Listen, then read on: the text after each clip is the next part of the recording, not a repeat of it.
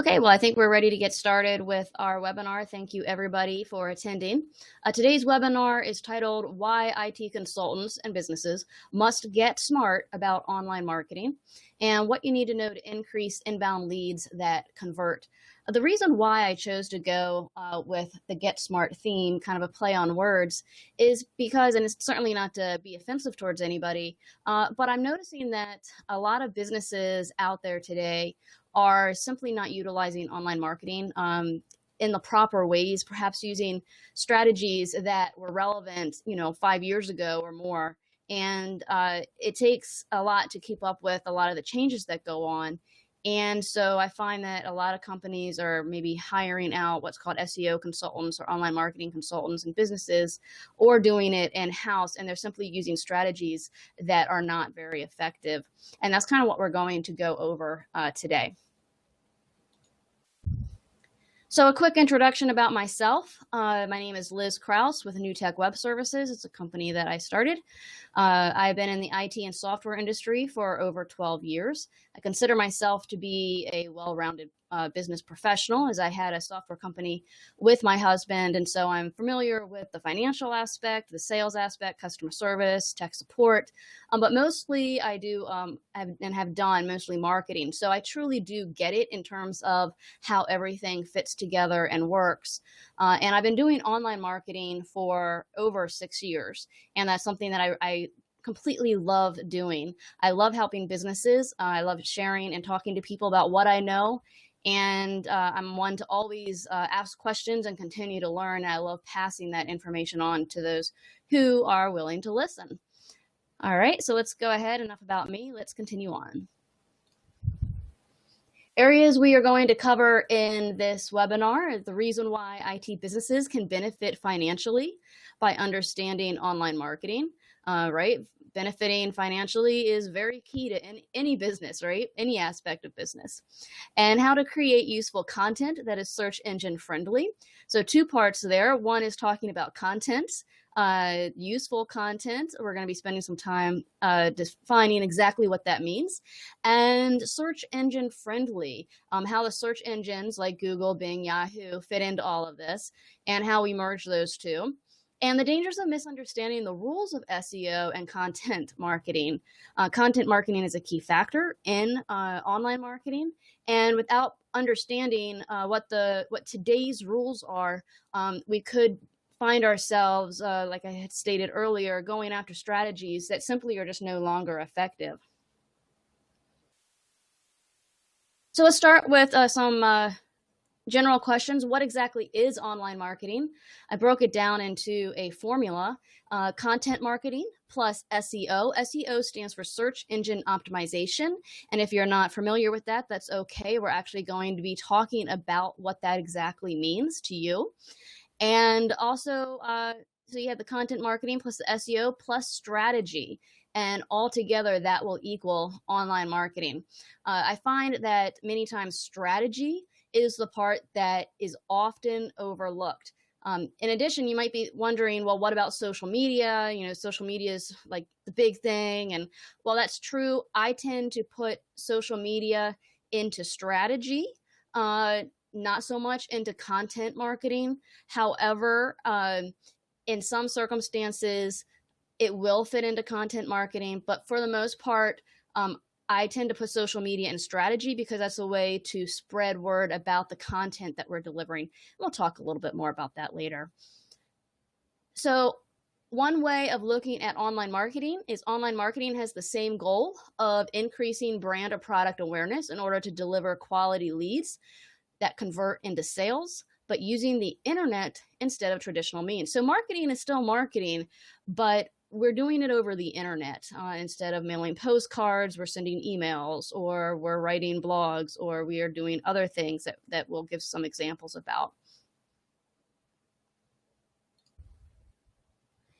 So when talking about online marketing, what do the search engines actually say about this? So that was a nice formula I had earlier, but what do the search engines say? Well, in this case, for this slide, I'm talking about what Google says, because for the most part, most people use Google for their searches online.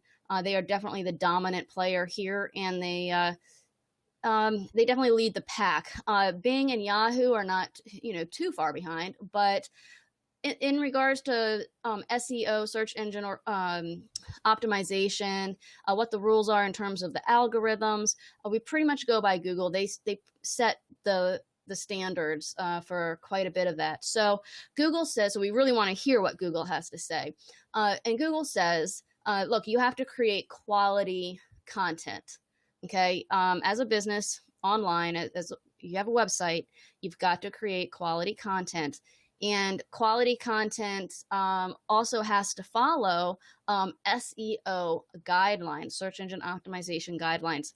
And again, like I said, we'll get into SEO, so just keep that in mind. It needs to follow SEO guidelines. Google also says you have to have your website optimized properly. And they say you have to earn backlinks through relationships online. Backlinks are very valuable in helping Google determine the strength of your website and the information and who, it's part of their algorithm for how to rank. It's you among your competitors when people put in searches. But if you notice, I put in blue there, earn backlinks, not create backlinks, not build backlinks. It's all about earning backlinks, meaning it can't be forced. Going out and getting a bunch of other websites to link back to yours, and that would be a backlink. When somebody else's website is linking back to a page on your own, that's considered a backlink. What they do not want us going out and getting a bunch of people, a bunch of websites to just randomly put backlinks to us. That used to be a long time ago. And in fact, now if we're doing that, it can actually cause websites to not even appear in the search engines. And it's not a good thing. So how exactly do you earn backlinks through relationships? You can do it through Q&A forums, video links, professional organizations, infographics, anything of use to others that will get their attention and that will be a benefit to them and their users and their visitors. And then over time, as you build those type of relationships, they will eventually, hopefully our goal is to get them to reference our website, on one of their outlets. And that's how it works. So I'm not going to spend any more time talking about backlinks because frankly, I could do an entire webinar just on backlinks. So it's just good to know you build the relationships and the link will follow. The links will follow.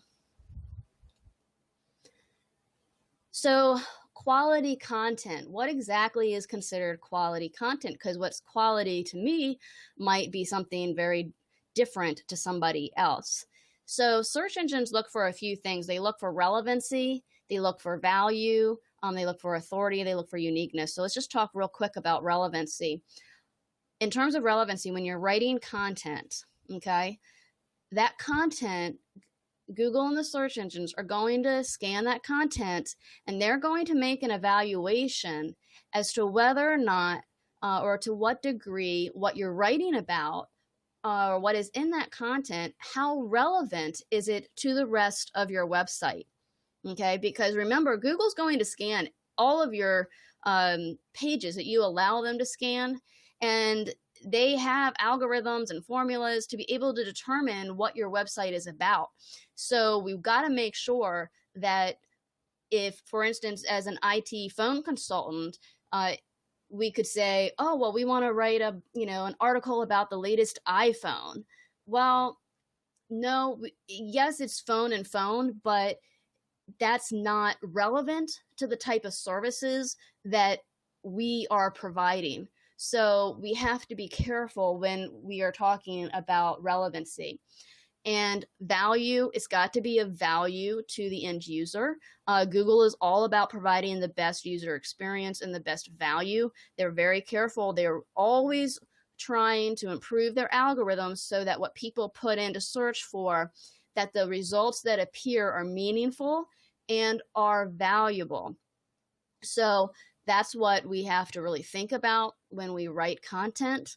And we have to think about our authority. So how much are we an authority on the topic? Do we have links that are going out from the content that maybe go to other websites that are known already known as being an authority. And there are different scales, degrees as to how authoritative a site is rated. There are a lot of third parties. There's some third party companies that help determine that. But that is one of the things that search engines will look for. And then lastly, the uniqueness of that content. And I know Barney has nothing to do with the Get Smart series, but I just really could not think of anybody else that would fit this example so well. So I put him in here anyway. And that is because we all know that Barney, there is never going to be another Barney. He is a very unique character, and that's how we have to think about our content. We have to understand that when we write content, or we put content, or we have on our website, or we have somebody else providing us that content, it cannot be found elsewhere on the internet. I have seen companies that outsource their content, especially to overseas people.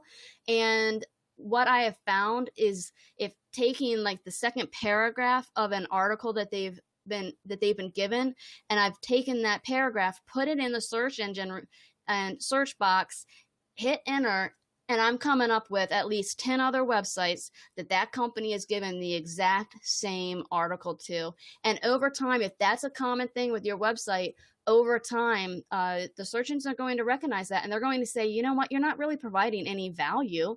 You're not putting in that time for creating your own content for your visitors. So that's going to count against you. So when we think content, we've got to think Barney. So I'm listing a few. I have 2 slides here that talk about 4 types of content suggestions that I'm giving you that you can certainly do. And the most common that people associate when creating content is blogging on articles. But this is important to talk about, because everyday blogging is not the answer. When it came out that, like, okay, Google's all about content now, people kind of went kind of crazy with it, and every day they're blogging. And unless you're providing really great material that meets the previous criteria, you don't have to do that. It's really all about quality and not quantity. That doesn't mean you can do one article this month, and then 5 next month, and then nothing for 2 months. Whatever you choose to do, and I would do at least a minimum of 2 per month, very well crafted articles that meet all those criteria. But keep it regular. So if you're going to do 2 a month, if you're going to do 3 a month, make sure it's consistent, because believe it or not, that is actually something that the engines are able to keep track of, and they are able to determine if you're giving regular submissions. Okay, so, and again, it's all about value. And if you're wondering, well, how am I going to come up with something to write about? Think about what questions do your prospective clients ask that you can answer. And that's a great way to do some brainstorming. If you're still stuck on what to write about, do some searches online and see what other people are writing about. And I call that an online brainstorming session. And then you can kind of get ideas from that, and then that will get your creative juices going, and then you'll come up with your own topics. And I'm not saying to copy their information at all. I would never advise that. But I'm just saying, it would be the same for me. That's what I sometimes do to get the creative juices going. Then I come up with new ideas. And it's just the same as getting into a boardroom with a bunch of other people and brainstorming. So I call it an online brainstorming session. Okay, so we don't have to just blog. There are other creative ways. And case studies. Case studies are super powerful because, gosh, they're just so powerful for so many reasons. But for one, you can post it on your website, so that counts as content. You can link to it from within your website pages internally and use that as a marketing tool. For instance, if you're writing about a particular topic, about how one of your products is the efficiency and it helps people do X, Y, Z. If you have a case study that shows an example of that, you're able to say, for an example, or to read how we successfully did XYZ for this customer, and how it changed their business and improved their business, read this case story. And so that's a really good way of being able to use that internally within your website. Case studies can also be shared socially. So that's where that social media comes in. You want to get the word out there. I mean, everybody loves reading about a success story, and that's exactly what a case study is. It's telling everybody out there how great of a company you are because you helped so-and-so company, and you have quotes in that case study from them. You have a story in there that talks about how well you did this and how well this company had been helped. And people want to read that, and they're going to look at that and they say, well, if they can do it for them, then they'll probably be able to help my company too. Case studies are rankable. I've actually done searches for company names and had a case study come up. And again, it's just a tactful and powerful bragging tool. It's not salesy. It's not forceful. It's not over the top. It's just very professional and tactful. And like I said, extremely powerful. I just can't say enough of that. And I consider it kind of like a referral without a referral. All right, and a tip here is always include an action whenever you're creating content. You want to, like, for example, an online form, a phone number to call, click here to download a PDF. What you actually want to do, instead of actually where they immediately get the PDF, what you want to do is have them fill out a form to receive the PDF. So it might be like a white paper. And that way you're capturing their name, their phone number, and their email address. They get that automatic email back, and it has a link for that download within that. Then what you're able to do is give that information to your marketing team or to your sales team to follow up with that person. Very powerful. So you want to use those call to actions and not miss any opportunities. All right, 2 more types I'm going to go over. One is press releases. Press releases are great because, again, you can post it on your website. You can share it socially. It enhances your company awareness and your online presence. It tells people things that are going on within your company. And when you're doing press releases, whether it's like PR Web or SB Wire, and it distributes it across the web, you don't have to worry about that being duplicate content. I mean, if it's done excessively every day, maybe it would have an issue. I'm not exactly sure on that, but I do know that the search engines are smart enough to determine what's considered a press release when it's submitted through PR Web and SB Wire and those companies, because they're able to see where the source of that was coming from. So it's not going to damage you. You're not going to be hurt by that. And then you can also contact technical magazines that you subscribe to and get your information in there, your press release in there. And they have online magazines. These technical magazines that you get in print will have an online version. And you just want to contact the media person that handles your press releases, and they'll schedule it into their editorial calendar. It may take a few months, but that's okay, because again, if they can link to you, Google's going to understand that, like, wow, this online magazine is about this, and they're linking to your website. You must have something important there, and that's going to bode well for you. Okay, next is landing page content. A landing page is a strategic page you want your visitors to land on, hence the term landing page. So when they're searching for your services. So something simple, IT consulting for XYZ phone system. When somebody searches for that in the search engines, you don't necessarily want them to land on your homepage, especially if you offer multiple services, or maybe you consult for multiple phone systems. You want them to go directly to a page that talks about IT consulting, your IT consulting services for XYZ phone system. And so we got to make sure that that content is designed properly, that it includes that call to action, but we're going to target campaigns around that landing page to direct more quality targeted traffic to that page. And then, like I said, you get that call to action, you grab that information, and then you have a lead there that you can now hand off to somebody in your company. So content takeaways. It's got to be creative, unique, valuable content, all very important.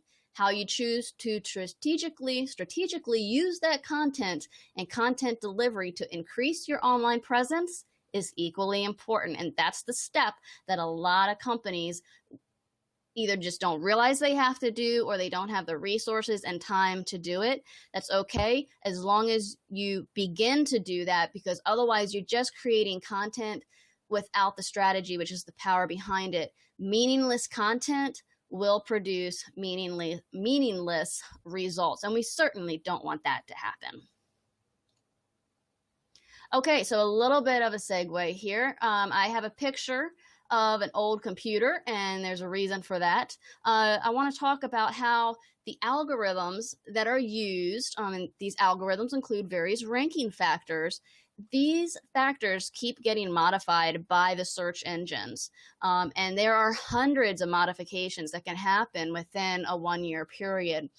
Some of them are major, others are just a bunch of little tweaks to the algorithms, but frankly, what was common 3 to 5 years ago, and especially over 5 years ago, would be considered ancient. So just like this computer, yes, you can turn it on, yes, you can type on the keyboard, but is it going to work for today?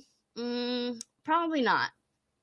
So to give an example of just some changes that have happened within the algorithms that website owners need to be aware of, is the mobile friendliness of your website. That is a ranking factor. So if you're on just a straight HTML type website, and I would urge that you start to consider migrating over to a WordPress content management system. My preference is WordPress. They have a lot of great professional themes that you can use, and make sure whichever one you get is responsive. It's called a responsive theme. That means it is going to adjust for mobile devices, and it is going to display and function properly. If your website is not doing that, it will be counted against you. Not a major one where it's going to cause you to not be in the search results, but it will count against you. We want that to count for you, not against you. HTTPS is another one, same situation. Right now, it's not a huge factor, but it is a ranking factor. Google wants websites to be secure. So being on an HTTPS is something to consider, and to talk to your website developer, whoever manages your website. You want to talk to them about that. And again, content is king. We know that. But what else do we know? It's only king if it's done right. Okay, so now we're going to talk about SEO. SEO, remember, is search engine optimization, okay? And SEO is for web pages, not off-page strategies. A lot of times people use the term SEO very loosely, and I just want people to be aware that SEO technically is referring to the optimization that is required by the search engines on your website, web pages. So we want to optimize the website and pages per the guidelines and criteria set by the search engines. That is so important. The guidelines and criteria set by the search engines. So if you look at this picture that I have here of this awful mess of a network, I mean, this is just crazy, right? This is obviously, if you were the person, if you were called in on assignment and you were told you need to work with this, I would feel sorry for any IT person that would have to deal with this network, right? It's a mess. Well, in the same respect, the search engines expect a certain type of order, and they have guidelines and standards that should be met with your website and with your pages. And that's regarding the technical structure. So like the source code, how clean is it? Are you using tags properly? How's your internal and external linking strategy and throughout the website?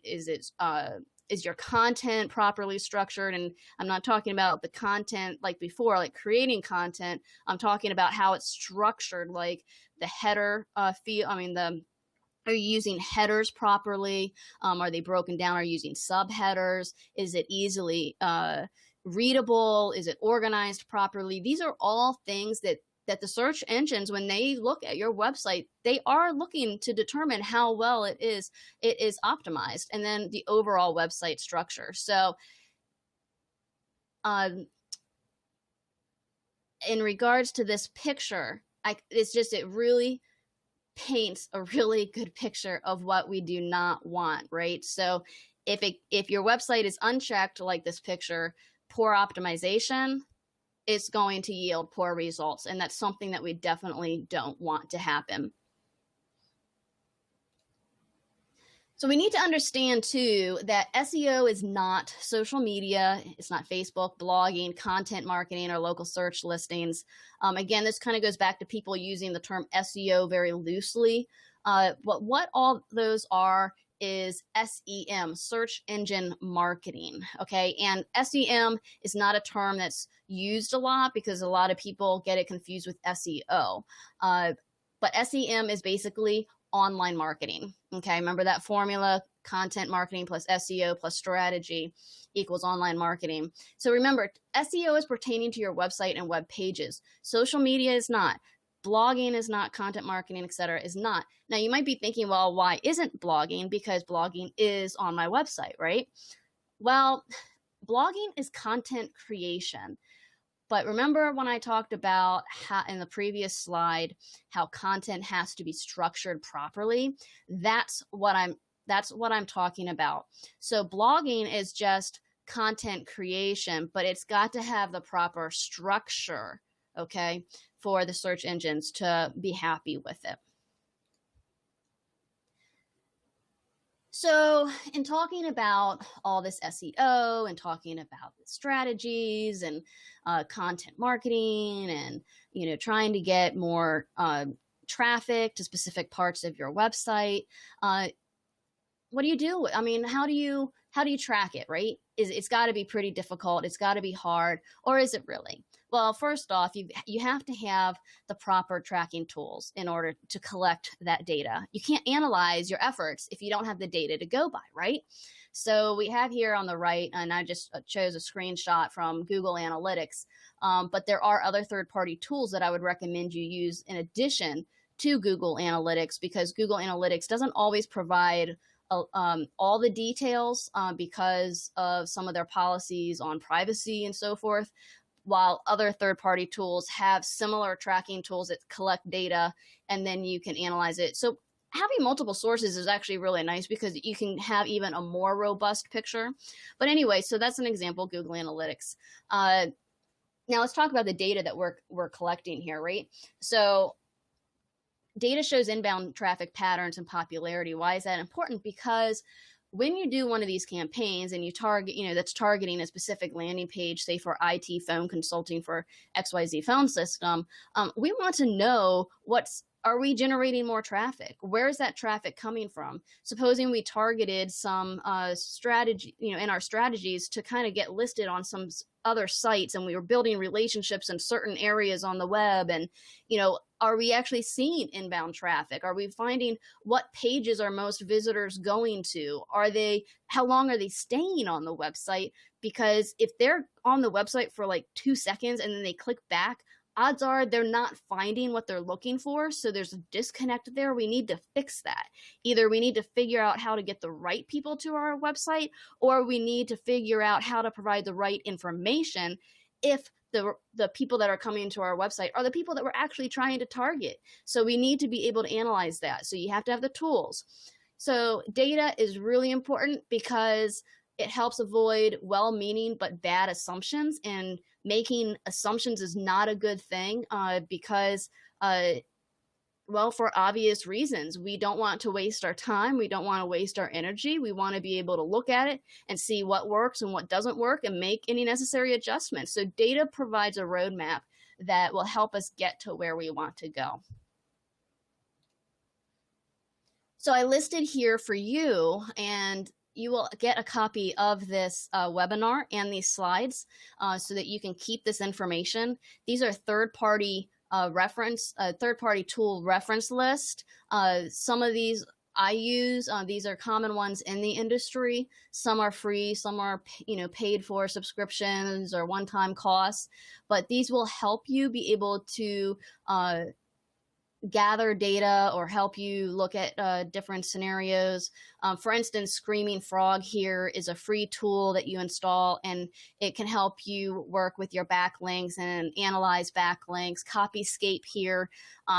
I can't remember if this one costs anything or not, but you can use it to look for duplicate content either within your own website or if it's found elsewhere on the website. So a lot of great tools, and I wanted you to have this information with you. All right, so now strategy, that third circle, we're going to tie it all together. So this means researching keywords and themes to target, right? IT consulting for XYZ phone system. That would be a keyword, and then we build out from there. That would be a keyword phrase, and then we would target the themes and intent of the visitors, and we would build a campaign around that. We would build awesome, unique content that supports it. We would need to know how to share it through the proper channels. Remember the press releases and the case studies. And incorporating those call to actions are so important because we put all this effort into getting people to this great website, right? Only to have them click the back button or to read it and move on and look at somebody else, and we don't capture that data. So we have to do that. We've got to have the call to action. And not everybody's going to fill out a form, but you want them to, and that's our goal. And the people, and we have to have that opportunity there. We don't want to miss any opportunities. And then understanding what proper SEO is. SEO is the optimization based on the guidelines from the search engines on our website and web pages. Okay, it's on page, not off page strategies. And when having a strategy, we have to be diligent, we have to be strategic, and we have to be patient. So when we get that information, say it takes us, 3 months, 2 months to really get a good, fairly decent in 2 months, but 3 months would be better when we really get some good data and we can measure, improve, repeat. Measure, improve, repeat. And why? Because we want to increase those inbound qualified leads. So what can an IT business gain from all this? Well, we can stop wasting money on bad and often cheap SEO services. We can increase inbound leads from local businesses searching for your services, right? IT consulting and phone consulting installations is more of a local business. So we want to make sure that we are increasing leads, creating inbound leads from the right areas. We gain by having better methods of capturing lead data by those call to actions that I've been talking about. And we increase chances of gaining quality leads. So it's not just about getting more traffic or getting, first in the Google listings. It's about gaining quality leads, okay? We could be in the first page of Google, but what difference is it going to make if all the traffic is not even the people that we can sell to, right? So we got to think about that. And obviously, we can gain a greater return on investment. So you've got your orders, you've got your formula. Now what? Let's talk about that. So what I recommend is either internally, if you have the resources to have somebody on staff do all of this, but I would recommend starting with an SEO audit. So this is an audit of the SEO on your website, web pages, and because this will assess where you currently stand with the search engines in regard to this. So content marketing, yes, is very important, and that can be done in tandem with this, but I would really recommend when you start with an SEO website audit, you might be able to actually improve things like immediately, take care of certain issues that stand out that may prevent you from having a successful content marketing campaign. So get the SEO right, start there with your website. When you do an SEO audit, you're going to look at your website very deeply by doing a technical analysis, content analysis, structure, and mobile friendliness analysis. Remember that being mobile friendly now is a ranking factor and has been for about a year now. So we need to really keep that in mind. And then we want to look at our competitors. And you might be wondering, why would we want to look at our competitors? Are we going to do an SEO audit on them? Well, no, not particularly, we're not. But when you look at your competitors and you're able to analyze what keywords or terms are they ranking for, and are they even ranking well, it gives you a gauge as to how hard or how easy it may be to outrank your competitors. Okay, so say your competitors, they have nailed it for a certain key term, and it would just be so difficult and take so much time and effort and energy to try to outrank them on a particular keyword, or keyword phrase, right? Because a lot of times people target specific or similar phrasing. But if you do that, you can then say, but they're not ranking for this, which still gives me the same type of traffic. Okay, it's targeted leads. So therefore, I'm going to go where I'm going to be able to rank quicker because I'm not having to compete as hard as these other terms and phrases. So also when doing an SEO audit, you got to look into your current and past strategies. Remember I said all technology has changed? Okay, the algorithms have changed. So if we're still using strategies that are from the past that aren't really for today, then again, we're not putting our efforts into the right place and we're not going to have an effective campaign. So that means looking keyword analysis, backlinks analysis, social analysis, and local search. And I could go into even more detail with each of those bullets, but I won't right now. Otherwise, it would be a very long webinar. So, and then we want to look into your reporting. Remember, I talked about how you got to measure. If you're not measuring the data, then we're kind of left to make assumptions as to what works and what doesn't. So that data is really important. So we want to make sure that you at least have your basic reporting so that we can see what's going on, right?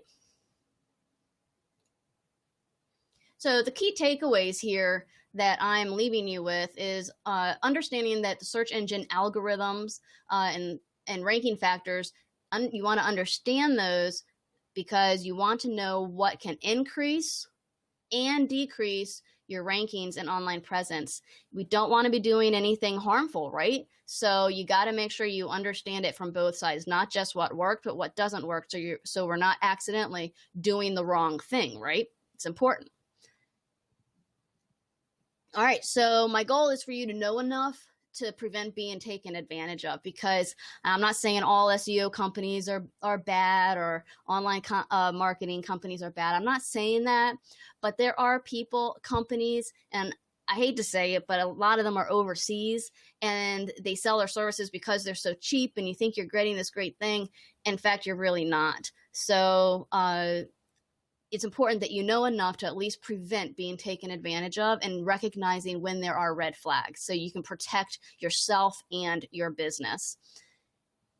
All right, another key takeaway is this: it all involves content marketing and building strategic relationships, and this does take time. Okay, and never go for guarantees. So people sometimes say, I guarantee you first place in Google. Run away, because first place in Google, second place in Google, third place in Google, first page in Google can't guarantee you specific places, although it will always be the goal to rank as high as possible in Google. But with all those algorithm changes that go on throughout the year, all the tweaks, all the adjustments, some major, some small, for anybody to say, I guarantee you first place in Google, no. That can be the goal, but it cannot be guaranteed. Okay, so that's, again, another warning, another red flag if somebody comes up to you and says they can guarantee you first place. Okay.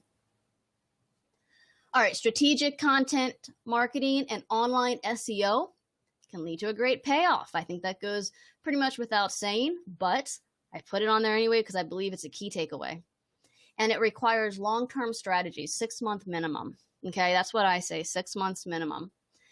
Depending on the competitiveness of the traffic and the terms that you're trying to get that traffic, those search terms that people are putting into the search engines.